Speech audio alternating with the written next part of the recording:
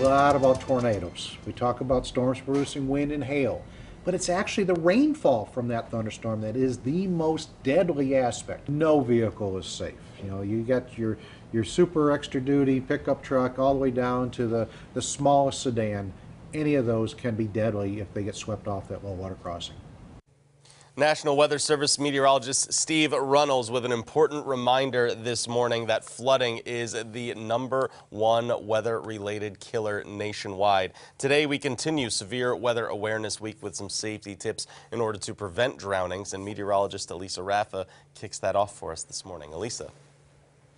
Thanks, Joe. I thought this visualization from the National Weather Service was very telling. So you find yourself in this situation, you've got your car, oh, it doesn't look too deep, I'm going to drive through it, but it's hard to tell how deep that water is, and it doesn't take a lot to get this to happen. Very small amounts of water can displace the entire weight of your car and send it down that running water down that river. So it doesn't take a lot for this to happen, and this is where we actually see the most deaths is in those car drownings. So again, flooding is the #1 most deadly.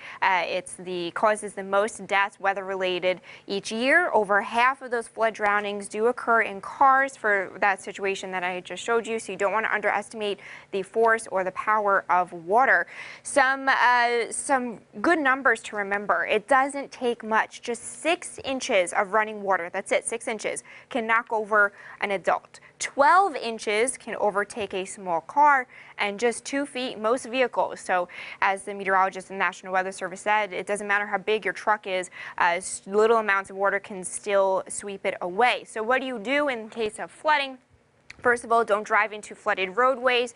You don't want to walk through flooded roadways either because you can't see what's in that water. It's hard to tell how deep it is. You don't know if there are power lines in there or any sharp objects.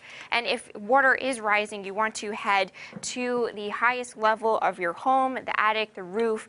In the event of rising water, you want to just keep getting high to avoid that rising water.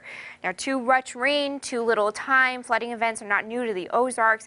And as many times as that happens, again, have you realized this ruler represents the amount of water that can cause injury or death? That's it. 6 to 12 inches.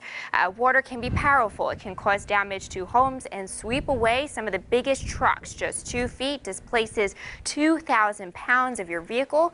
Unique to the Ozarks, we have many low water crossings in rural areas, and our topography doesn't help absorb or drain the heavy downpours either. We have very high rainfall rates, yes. We have long duration rainfall events, yes. But we also have a rocky soil that keeps that water from staying in place. It runs off rapidly, it gets into a small creek which goes into a larger river, and unfortunately that's when our infrastructure takes over and people try to drive across flooded areas.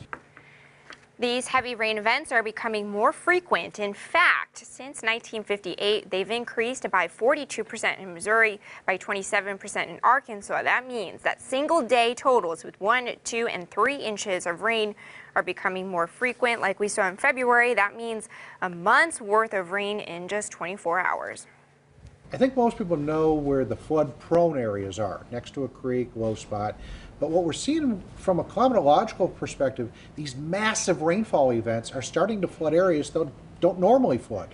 And that is posing a problem because, you know, am I safe or not from a flash flood? No, it's never flooded here, and all of a sudden it does flood here. So the key is really to know your area, know what's prone to flooding, but you also still want to be vigilant anyway because, again, we're seeing these events more often.